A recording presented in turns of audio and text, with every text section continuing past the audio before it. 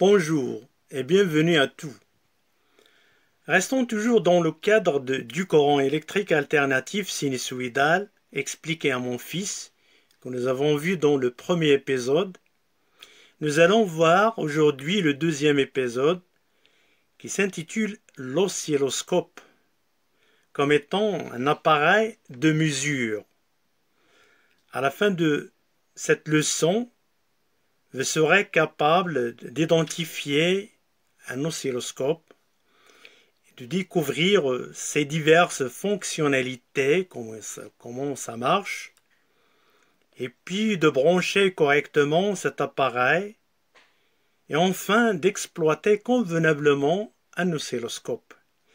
Commençons par définir l'oscilloscope. Mais qu'est-ce que ça veut dire l'oscilloscope? Bon, il est par définition un instrument qui permet de mesurer et de visualiser les tensions en fonction du temps.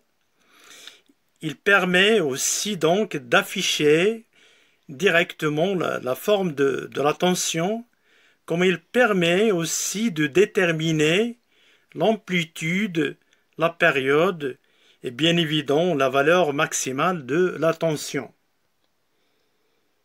Il est branché toujours, comme le mode du voltmètre que vous connaissez tous, en dérivation, c'est-à-dire en parallèle avec le dipôle à mesurer.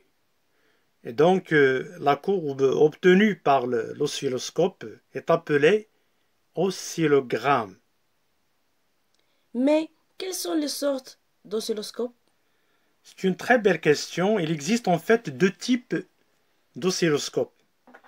Le premier, c'est l'oscilloscope analogique, que nous allons étudier tout à l'heure, et le deuxième, c'est l'oscilloscope numérique.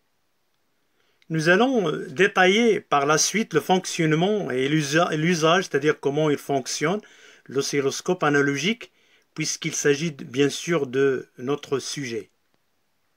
Mais a priori, les oscilloscopes analogiques peuvent avoir des apparences, c'est-à-dire les similitudes différentes, des apparences différentes, mais on retrouve toujours les mêmes réglages et fonctions. Est-ce que je peux voir l'oscilloscope? Bien sûr, l'oscilloscope analogique, c'est notre sujet. Voilà l'oscilloscope analogique en question que nous allons étudier. Voilà la représentation, c'est-à-dire comment il est, l'oscilloscope analogique. Voilà la face avant de l'oscilloscope, c'est-à-dire comme vous voyez sur l'écran, se présente comme suit. Alors l'oscilloscope représenté comme vous voyez, donc il a l'écran. Voilà l'écran, il est quadrillé pour permettre la réalisation des mesures. Un point lumineux défile, c'est-à-dire des fils se vont régulièrement sur l'axe horizontal au centre de l'écran. Donc l'axe horizontal permet de mesurer le temps que met le point lumineux pour parcourir chaque carreau ou division, alors que l'axe vertical permet de mesurer la tension aux bornes d'une alimentation ou d'un montage électronique. Alors, on appuie, c'est-à-dire sur le bouton marche-arrêt d'oscilloscope. Alors, les signaux sont visualisés sur l'écran, comme vous voyez le spot au milieu de l'écran. Donc, passons, c'est-à-dire à la sensibilité horizontale. Ça veut dire quoi la sensibilité horizontale? Vous voyez le bouton. Voilà. Cette partie permet principalement de régler la vitesse de défilement, c'est-à-dire la vitesse de défilement et du point lumineux sur l'écran. Voilà. Donc, comme je viens de dire, il permet de régler la vitesse de défilement du point lumineux, c'est-à-dire de point lumineux, comme vous voyez, le point lumineux qui se déplace horizontalement grâce à ce bouton. Voilà. le défilement, c'est-à-dire du point lumineux sur l'écran. Donc, comment on peut aussi jouer sur, c'est-à-dire le déplacement du spot, c'est-à-dire du faisceau lumineux, verticalement grâce à ce bouton-là. Vous voyez le bouton, on joue toujours sur le faisceau lumineux de telle façon à le remettre au centre horizontalement. Voilà. Alors, regardez le déplacement du spot horizontalement grâce à ce bouton-là, et puis on le déplace verticalement grâce à ce bouton-là, c'est-à-dire les positions. Passons maintenant à, c'est-à-dire la sensibilité verticale.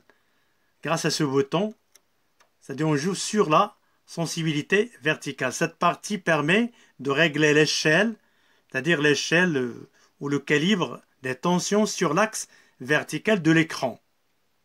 Cela veut dire quoi? Par exemple, si on lit 5 volts, c'est-à-dire 5 volts par division, cela veut dire que chaque carreau, c'est-à-dire vous voyez les carreaux ici, chaque carreau sur l'axe vertical de l'écran représente 5 volts. Alors passons à l'autre partie, c'est-à-dire en bas. En bas, vous avez ici un curseur qui peut être placé dans 3 positions. Il y a ground au milieu, c'est-à-dire l'oscilloscope est en attente. Alors il y a DC en bas qui mesure toutes les tensions, c'est-à-dire qu'elles soient continues ou alternatives. Alors en haut, vous avez AC, Alternative Current, qui mesure uniquement les tensions alternatives, donc la composante continue est supprimée. Bon, passons à la partie pratique de notre oscilloscope. Donc on va l'allumer grâce à un poussoir arrêt-marche. Donc un signal va apparaître sur l'écran. Voilà, un signal horizontal est apparu sur l'écran. S'il n'est pas réglé, on le règle grâce, comme je viens de dire, au poussoir, c'est-à-dire au bouton haut, bas, et l'autre, on le règle verticalement grâce à notre poussoir.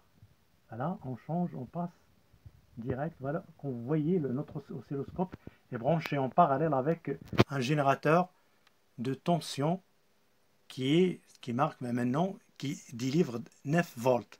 Donc il est branché en parallèle avec l'oscilloscope. Donc on passe, c'est-à-dire à l'alternatif. Voilà, grâce à un poussoir alternatif. Vous voyez un signal apparu, c'est-à-dire sinusoïdal, se forme d'une sinusoïde, donc une ondulation. Donc notre signal a changé de forme. Voilà. Regardez l'axe horizontal et l'axe vertical. Voilà. Et vous voyez l'amplitude du signal. Là, l'amplitude du signal, ça c'est Umax, et il y a U mini. Voilà, c'est la même chose, mais dans l'autre sens. Alors que la période, comment, c'est ça la période. Voilà la période. Voilà.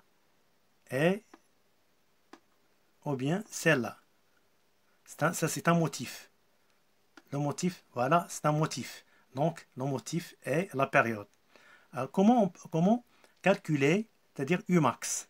Umax, par définition, on le calcule grâce à une formule telle que, c'est-à-dire le nombre de divisions. Regardez le nombre de divisions. Combien de carreaux? Vous avez un carreau, 2 et demi.